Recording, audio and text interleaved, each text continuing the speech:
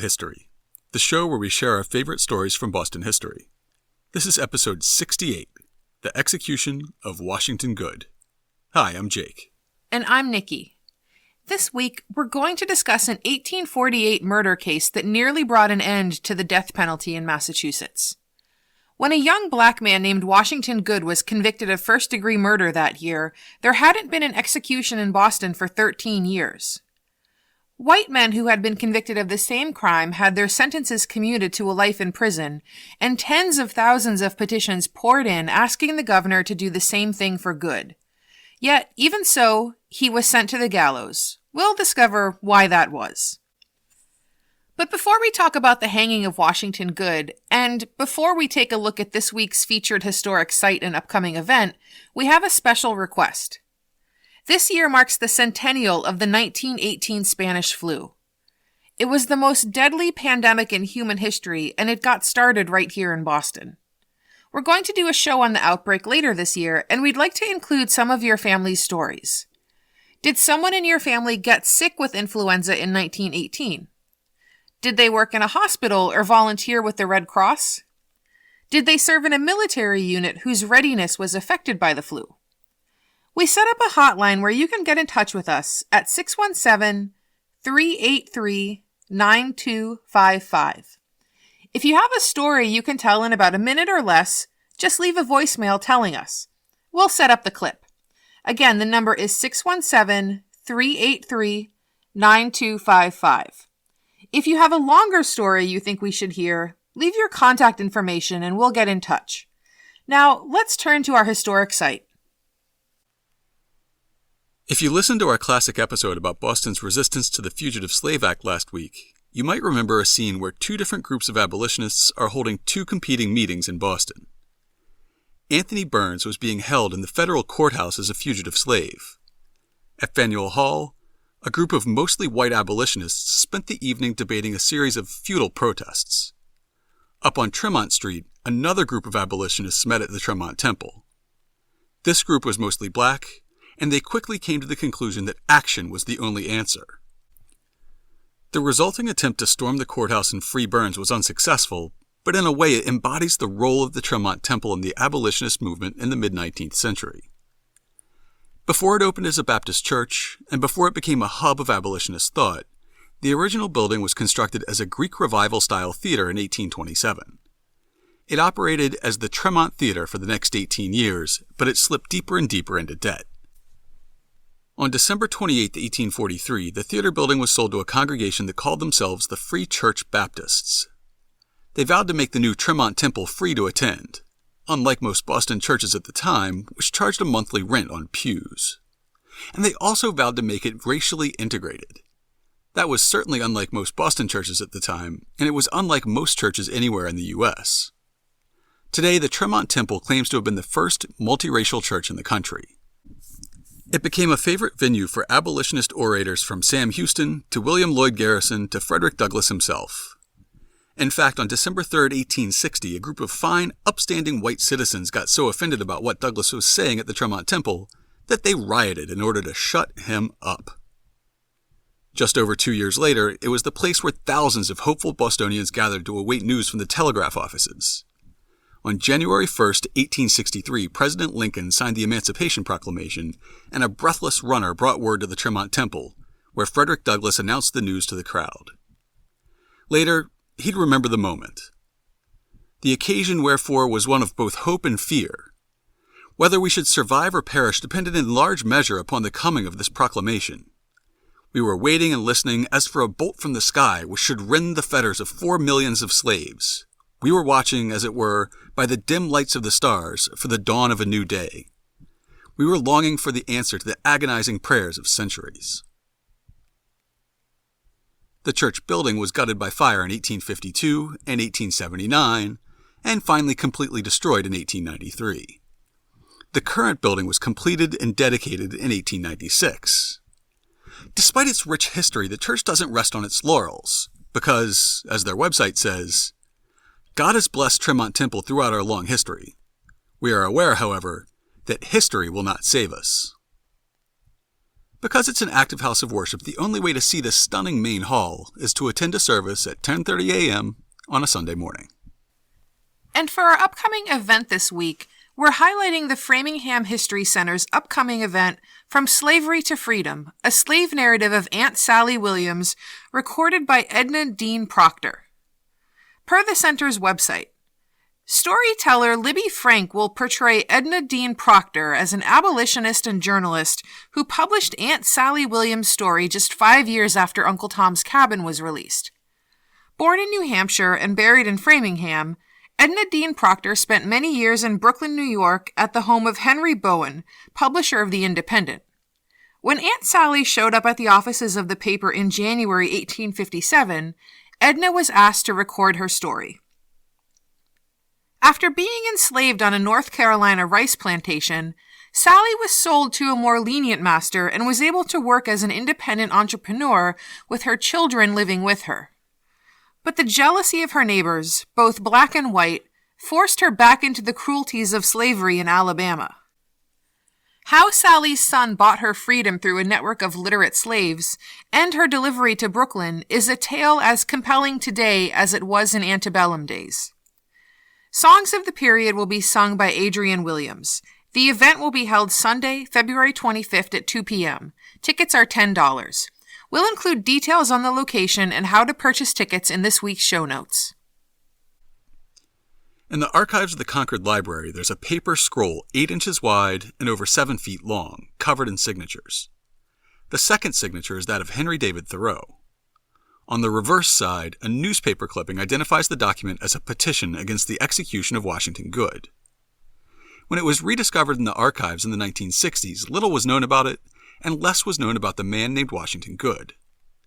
News coverage of his arrest in 1848 was sparse, as seen here in the Boston Daily Bee. Murder. At 11 o'clock last evening in Richmond Street, a colored man was knocked down and stabbed in 3 places, in consequence of which he died immediately. The murderer, also a Negro, was arrested in Southwick Street at 3 o'clock this morning.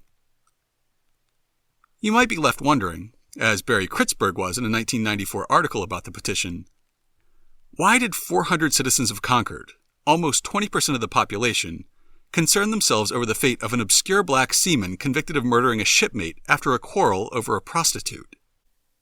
The story begins in Boston's North End in the summer of 1848. One June night, a 28-year-old seaman visited his girlfriend of about a year, Mary Ann Williams, in her rooms on Ann Street. The seaman was a black man named Washington Goode, who was originally from Mercersburg, Pennsylvania. Incidentally, my parents worked in Mercersburg in the late 70s, and I was born in a neighboring town. He worked as a cook on 2 different Boston-based ships, and when he was on shore, he preferred to spend his time in the rough-and-tumble neighborhood that was then known as the Black Sea. The Black Sea was a not-so-subtly racist nickname for a neighborhood centered on Ann Street, which stretched from Faneuil Hall, past the North End wharves, through North Square, and along the waterfront. It was a favorite haunt of sailors of all races, becoming one of the few racially integrated spaces in the city at the time. It also became known as the epicenter of vice in the city. Ann Street was lined with taverns, gambling dens, and hundreds of brothels. After a series of police raids in 1851 nabbed hundreds of ne'er-do-wells for piping, fiddling, dancing, drinking, and attending crimes, the city changed the street's name to North Street in 1852 to try to improve its image. The media would make a lot of assumptions about Mary Ann Williams because she made her home along Ann Street, and the defense team in the eventual trial would characterize her as a vile prostitute. She vehemently denied this charge, but the record showed that she had at least one other gentleman caller at the same time she was entertaining Washington Goode, and she was still married to a third man. On the evening of June 27, 1848, Goode visited Williams in her rooms and spotted a fancy silk handkerchief that he'd never seen before. He asked her about it, and she said it was a gift from Thomas Harding. Harding was another black sailor, and he'd been courting Mary Ann for a few months. Goode flew into a rage and tried to burn the handkerchief. When Williams stopped him, he tore it in half, threw it to the floor, and stomped out of the apartment. An account in the book Rites of Execution describes what played out the next day. The next day, Harding visited Williams and asked what happened to the handkerchief. After she told him, a witness heard Harding claim that he would ask Goode to pay for the damaged article. Within the drinking cellars and dancing rooms along Richmond Street that night, Goode said he heard Harding was after him and that he was prepared for an encounter. Armed with a sailor's common sheath knife and fortified with strong drink, Goode was heard to declare that before the night ended, he would make Rome howl. In the restricted environs of Richmond and Ann Streets, Goode, Harding, and Williams encountered one another at Harris's cellar between 10 and 11 o'clock on the night of June 28th. No one recalled whether Harding or Goode arrived first, but when Williams entered, Goode slapped her with his open hand and shoved her to the floor. At the time, Harding was in another room. When told Goode was looking for him, customers heard him reply, "Let him come. That's what I want." Goode left Harris's first. Harding followed shortly thereafter. Less than half an hour passed before Harding was dead. There were plenty of witnesses who saw Goode and Harding in Harris's basement saloon, but nobody saw what transpired after they left. In a nearby alley, somebody hit Thomas Harding over the head hard enough to fracture his skull and left him with a 9-inch deep stab wound between his ribs. Because Goode was charged with first-degree murder, he was tried before the Massachusetts Supreme Judicial Court, with Chief Justice Lemuel Shaw presiding. The defense counsel argued that the jury should acquit because a conviction would require the death sentence, and they didn't want to have Washington Goode's blood on their hands. The prosecution objected, and Judge Shaw upheld it, saying it was out of order to discuss the expediency or justice of the death penalty. Both sides were warned to only argue the facts of the case. Unfortunately, there were very few facts. One witness said he had seen a figure dressed like Goode in the alley, but hadn't seen his face. Another said he had heard a voice similar to Goode's say, "God damn you, I got my revenge." A few witnesses said the killer had been wearing a hat of the same style as Goode. And everyone knew that Harding and Goode had quarreled, and by 4 a.m., Captain John Harrington had placed Washington Goode under arrest at his uncle's boarding house. When he was arrested, Goode was carrying a common seaman's sheath knife of about 11 inches. The arresting officer would testify that Goode said, "I have only one life. You may do with it as you please." Many portrayals focused on Goode's race, using the stereotypes of the day to paint him as a monster.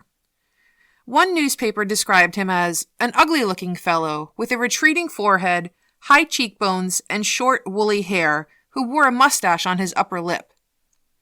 Reporters, and indeed the prosecutor, would try to paint him as a near brute, unable to control his animalistic passions.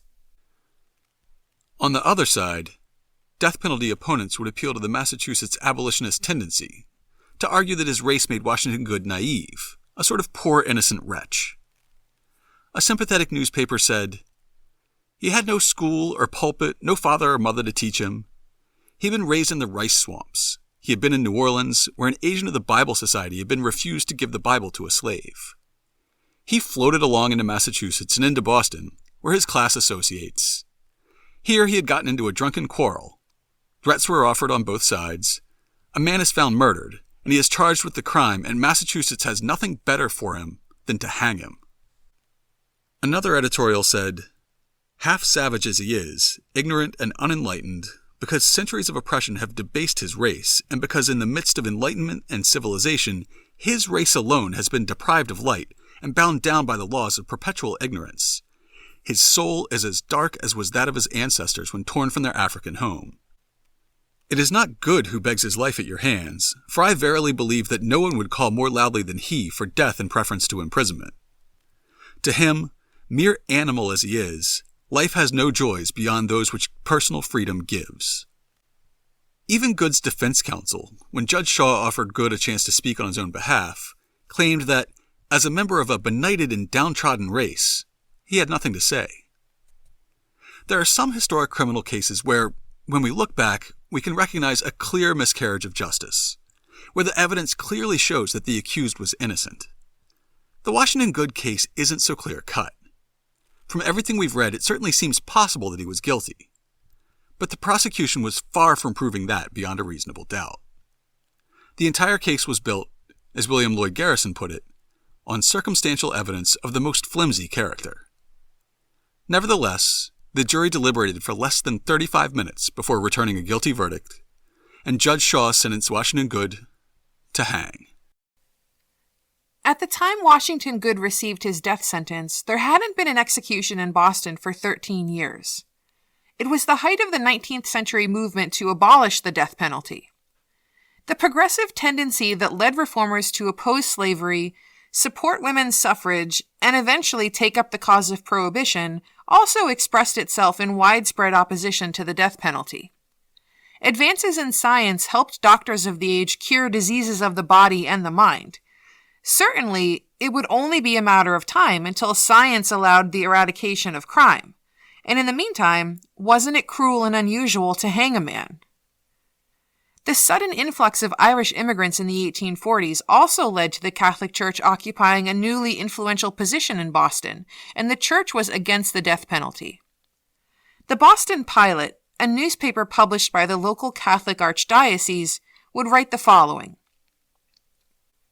We believe that the fear of punishment does not deter from homicide, and the world is beginning to think so too. In this case, the chief argument for hanging goes to the ground. People will say, blood for blood. 'Tis an old and sound law. But society, even as it is, has long ceased to respect that law. It will not have blood for blood. At all events, if life is to be held such a sacred thing, the deliberate, cold-blooded law should not exhibit itself choking men, should not turn homicide to discountenance murder. We absolutely think it more natural to take a man's awful blood in a desperate quarrel when revenge believes its own wild justice, than with the calm, leisurely solemnity of the sheriff and the hangman, much more. By the mid-1830s, it seemed as though these advocates were on the brink of success. An address by Governor Edward Everett in 1836 leaves the listener with the impression that capital punishment was on the verge of abolishment. The ancient rigors of the penal code have been mitigated. Punishments revolting to humanity have been abolished, and others substituted which are believed to answer with equal efficacy all the ends of penal justice, and which are more comfortable to the humanity of the age and the mild spirit of Christianity. A grave question has been started, whether it would be safe to abolish altogether the punishment of death. An increasing tenderness for human life is one of the most decided characteristics of the civilization of the day, and should in every proper way be cherished. Whether it can, with safety to the community, be carried so far as to permit the punishment of death to be entirely dispensed with is a question not yet decided by philanthropists and legislators. It may deserve your consideration whether this interesting question can be brought to the test of the sure teacher, experience. An experiment, instituted and pursued for a sufficient length of time, might settle it on the side of mercy. Such a decision would be a matter of cordial congratulation. Should a contrary result ensue, it would probably reconcile the public mind to the continued infliction of capital punishment as a necessary evil. No matter the oratorical zeal Everett brought to the debate, the most anti-death penalty advocates could hope for under his administration was a compromise. In 1839, a bill passed through the Massachusetts General Court that abolished the death penalty for highway robbery and burglary. Other capital crimes, from murder, arson, to rape, and of course piracy, would have to wait. At the same time that activists were advocating to change the laws in Massachusetts to reduce or eliminate the use of the death penalty was being applied less and less. Using records from the Death Penalty Information Center, we found that 23 people were executed in Massachusetts during the years from 1801 to 1830, not counting those who were hanged for piracy. If you listen to our recent episode about Cotton Mather's execution sermons for convicted pirates, you'll remember that Massachusetts has always treated piracy as a separate, gravely serious crime, because it was seen as a crime not only against life and limb, but the very fabric of the social order. So leaving aside 10 people who were hanged for piracy, we calculate a rate of 0.53 executions per year over the 15-year period from 1801 to 1815, and 0.93 per year from 1816 to 1830. We then looked at the 15 years from 1831 to 1845, when the last execution in the state before Washington Goode was carried out. During that time period, there were only 4 non-pirate executions. That works out to a rate of 0.27 executions per year, which is an enormous drop from the preceding period. Anti-death penalty advocates had reason to be optimistic. Before Washington Goode's execution in 1849, nobody had been executed in Massachusetts for a simple murder since 1830. As we mentioned, we're counting piracy separately, and there have been 9 hangings for piracy. 3 men who were convicted of arson were executed, and 1 man who was convicted of a heinous rape and murder. But nobody up until that point had been executed for a simple murder since a young man named John Knapp in 1830. Even Albert Tyrrell, the subject of our 43rd episode, called The Case of the Somnambulist, was not put to death. He had murdered Maria Bickford with a knife, nearly decapitating her, then he set fire to the body. At trial, his defense attorney claimed that he'd committed the crime while sleepwalking, and he avoided the gallows. An article in a journal called The Prisoner's Friend that was dedicated to penal reform and abolishing the death penalty compared Goode's sentence to that of Tyrrell and other recent high-profile murder cases. Yes, Washington, thou must die. Thou art too vulgar to excite compassion. What misery there is in being vulgar! A little romance might help thee much. Hadst thou been as fair as Polly Bodine, and crept into a sister's chamber and burned her to death, then there might be hope, for perhaps the 12 might not agree. Or hadst thou been a learned doctor with extensive practice, and known how to drug a brandy prepared for a friend and benefactor who had kindly lent thee money and hid his body under a woodpile, thy case were not quite so bad. Thy life might then be spent in making doorstops or hammering curbstones, useful work. Or hadst thou found thyself at midnight where a wife could not follow, and in thy haste to depart had slain thy partner and set fire to her chamber, mental infirmity might have a kind word to utter and call thee a sleepwalker, or if done into Latin and given thee out as a somnambulist, there would be little danger for thy neck, and December might be pleasanter than May.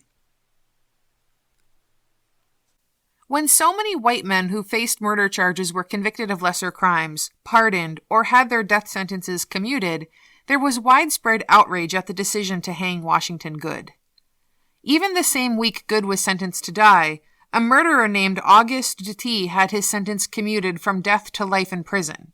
Which brings us back to the beginning of the story and the 7-foot-long scroll containing signatures that was found in Concord. After the sentence, opponents of the death penalty formed a committee to lobby for Goode's life. They started by posting a handbill around Boston titled, "Shall He Be Hung?"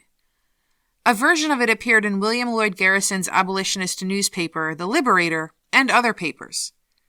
Public meetings were held at the Tremont Temple in Boston and churches around the state.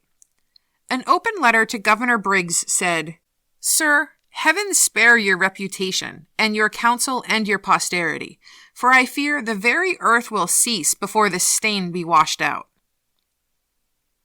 Under the names of well-known ministers and prominent abolitionists like Wendell Phillips, Samuel May, and Frederick Douglass himself, letters were circulated to towns around the state soliciting petitions against Goode's execution. Some towns used the boilerplate language that was included with the letter, while others wrote their own petitions. In Concord, the petition described the impending execution of Washington Goode as a crime in which we would under no circumstances participate, which we would prevent if possible, and in the guilt of which we will not, by seeming assent of silence, suffer ourselves to be implicated. Research by the Thoreau Society indicates that the Concord petition might have been circulated by Anna Maria Whitting, an abolitionist and a subscriber to the anti-death penalty publication Prisoner's Friend. Along with the signature of Henry David Thoreau, the Concord petition bears the signature of 5 members of his immediate family. Ellen Emerson signed it, and there's a signature that might have belonged to her father, Ralph Waldo. In all, over 400 residents of the town signed the petition, over 20% of the population of the town. On the Concord petition, as on many of the surviving petitions, the names are collected into 2 columns. The men are on the left, and the women are on the right, because, of course, only the men could vote, so politicians only needed to really pay attention to them. In all, 130 towns in Massachusetts submitted petitions to the governor. Today, of course, there are 351 cities and towns in the Commonwealth. 46 of those were added since 1849, so at the time there were 305 towns, which means that over 40% of towns participated in the petition campaign in some way. Among all the petitions, 24,440 signatures were submitted by Massachusetts residents. There were a few additional petitions from places outside the state, including Goode's birthplace of Mercersburg, Pennsylvania, but of course those signatures weren't counted. You might ask what opposing public opinion looked like. There was, in fact, a petition campaign in favor of Washington Goode's execution by death penalty proponents. The only town that actually submitted a petition in favor of the hanging was Woburn. It misspelled the word execution. There were 9 signatures attached. When all was said and done, Governor Briggs agreed to a commutation hearing on April 25th. After hearing testimony, the governor declined to commute Goode's sentence, and the execution date was set for 1 month in the future.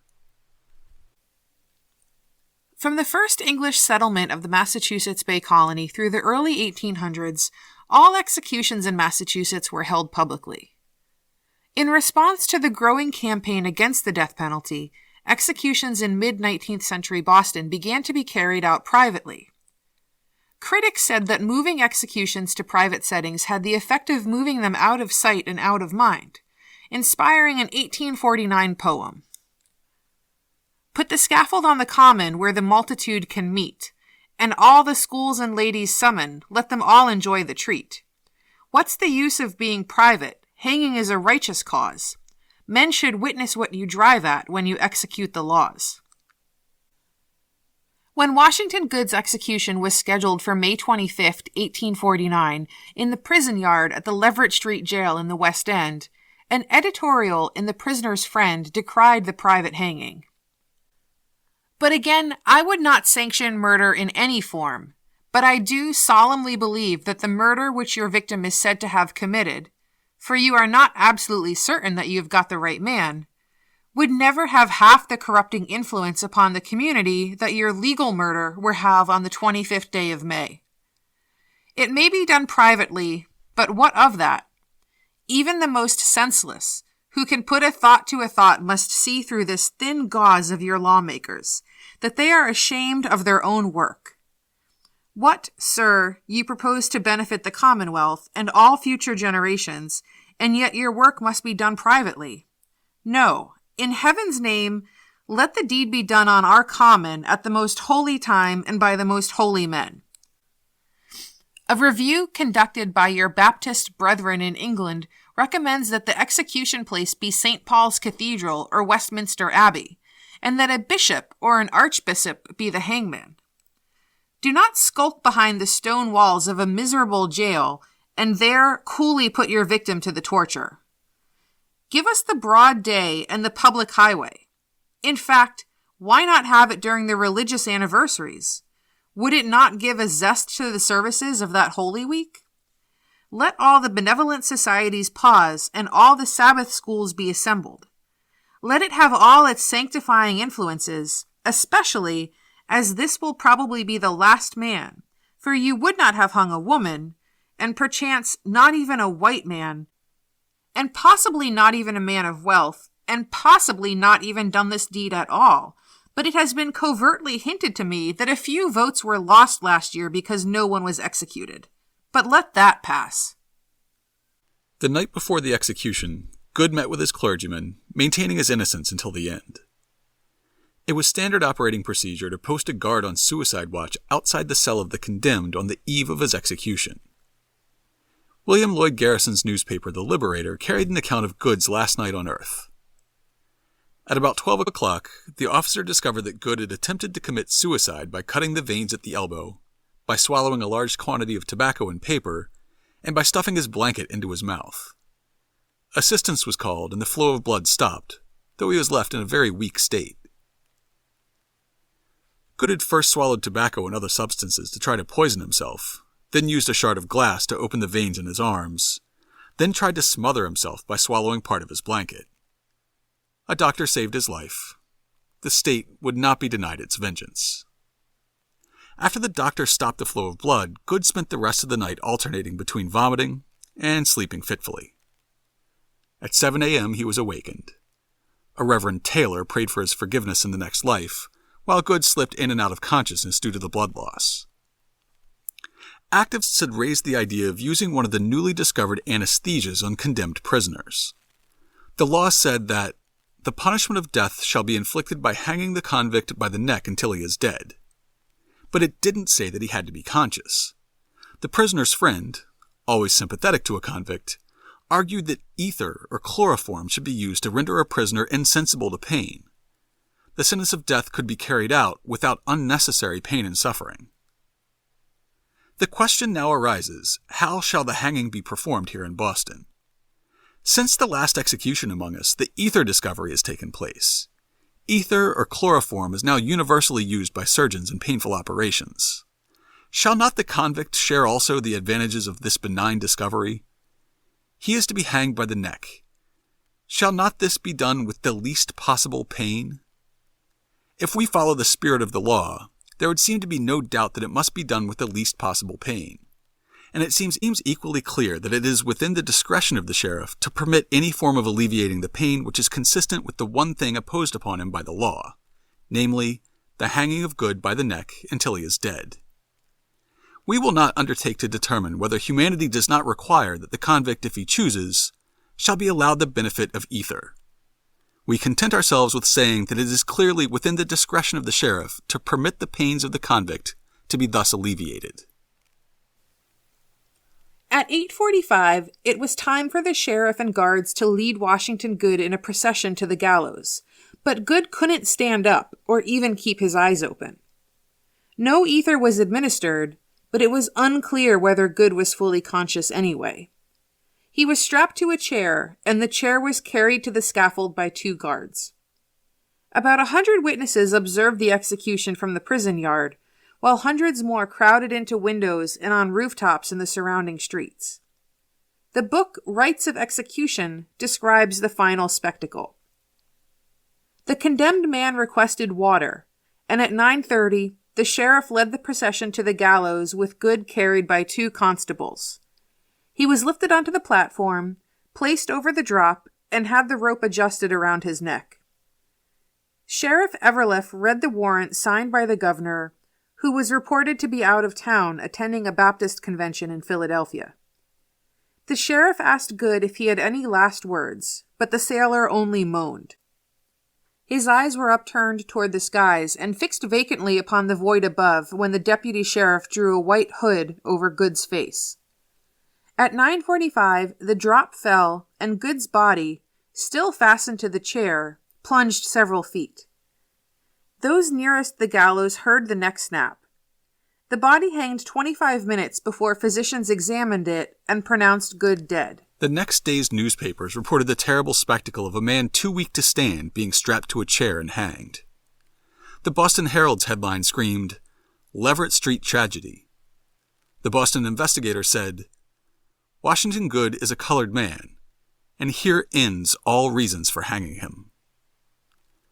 Frederick Douglass's paper, the Rochester North Star, said, "May this be the last time that Massachusetts thus disgraces herself in the eyes of the thinking and the humane." With this outpouring of emotion, death penalty opponents had reason to be optimistic. Washington Goode's death prompted hopeful editorials like this one in the Boston Pilot. The hanging of Washington Goode, a colored man, in Boston last week for the murder of Harding in a drunken row, has created a vehement discussion between the friends and opponents of capital punishment. The advocates of hanging argue that society cannot get on without it, that it is necessary as a terror to evildoers and a protection to the community. This is only a question of time. Once upon a time, not long ago, a man would be hanged for stealing a sheep and for forgery. Time has rectified that legislative brutality, scoffingly.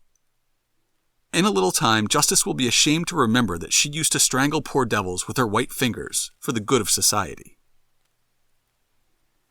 In the years following Washington Goode's death, the rate of non-piracy executions in Massachusetts began to creep back up again. From 1846 to 1860, there were 6, including Goode himself. In the period from 1861 to 1875, 10 executions were carried out.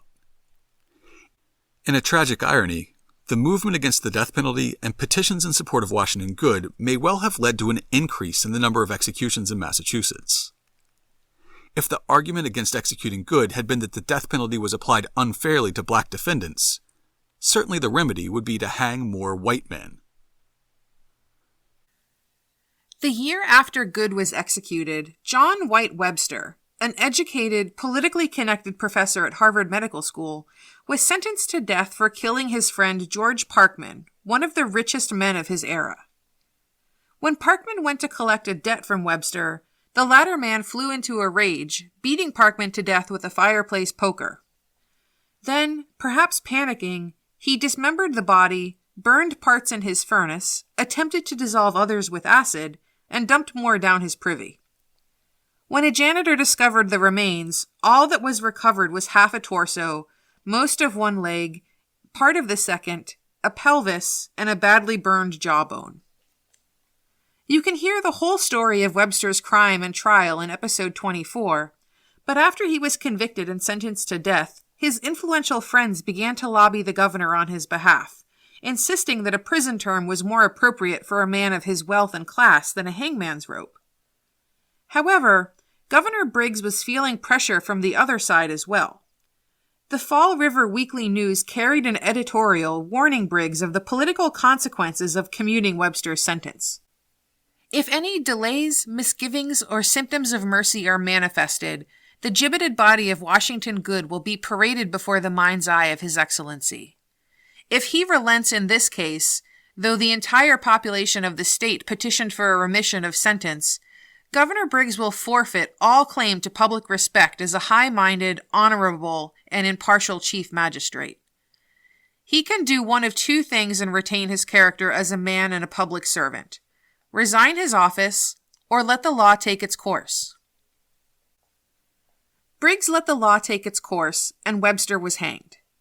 However, in a political compromise, Briggs led the effort to restrict the use of the death penalty to only cases of first-degree murder. In 1852, he was successful.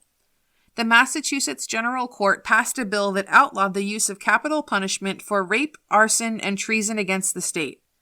It would remain the ultimate punishment for murder for over a century. Until 1951, the death penalty was required upon conviction for first-degree murder, although governors frequently commuted the sentence to life in prison. The last executions to actually be carried out in Massachusetts took place at Charlestown State Penitentiary in 1947. Since the 1970s, capital punishment has seen a complicated legal history in the Commonwealth of Massachusetts, as it has across the nation. In 1972, the U.S. Supreme Court ruled in the case of Furman v. Georgia that the death penalty was applied inconsistently and arbitrarily, and struck down all death penalty laws in the country until they could be rewritten in a way the court deemed fair. Massachusetts reinstated the death penalty in 1982 under this ruling, but no death sentences were carried out before the Massachusetts Supreme Judicial Court ruled 2 years later that it could not be applied fairly in the Commonwealth and was thus unconstitutional. In 1997, a 10-year-old Cambridge boy named Jeffrey Curley was kidnapped, raped, murdered, and dumped in a river in Maine. In the months that followed, the state was swept with rage against the pedophiles who had murdered him. Public opinion began swinging in favor of capital punishment, and thousands of people signed a petition in favor of bringing it back. Bob Curley, Jeffrey's father, was very outspoken in leading the campaign to bring back the death penalty. The bill that followed nearly passed. It was defeated by only a single vote in the House of Representatives. A few years later, citing the inherent imperfections in the justice system, Bob Curley publicly reversed his position and renounced the death penalty. The debate was briefly reignited by the 2013 Boston Marathon bombing case. When federal prosecutors announced that they would seek the death penalty for Dzhokhar Tsarnaev, they were in opposition to over 55 years of tradition, public opinion in Massachusetts, and the wishes of the victims' families. The parents of Martin Richards, the youngest victim killed in the bombing, spoke out against seeking the death penalty, as did several survivors who lost limbs. At the time, only 30% of the state supported the death penalty in general, and just 15% believed that Tsarnaev should be executed. Twice since the bombing, a state representative from Wilmington has put forward a bill to reinstate the death penalty in Massachusetts. It quietly failed by a vote of 110 to 46 in 2015, and seems unlikely to make it out of committee this time. To learn more about the Washington Goode case in opposition to the death penalty in 19th century Massachusetts, check out this week's show notes at hubhistory.com/068. We'll have links to an issue of Prisoner's Friend devoted to the case, to a large collection of petitions from the Harvard Archives, to an issue of the Boston Pilot covering the execution, and to Governor Everett's speech against the death penalty. We'll also link to an article in the Concord Saunterer about the petition in that town. And of course, we'll have links to information about this week's featured historic site and upcoming event. If you want to get in touch with us, you can email us at podcast@hubhistory.com. We are Hub History on Twitter, Facebook, and Instagram. Or you can go to hubhistory.com and click on the Contact Us link. While you're on this site, hit the subscribe link and be sure that you never miss an episode. If you subscribe on Apple Podcasts, please think about writing us a brief review. It's still the best way to help others discover the show. That's all for now. We'll be back next week.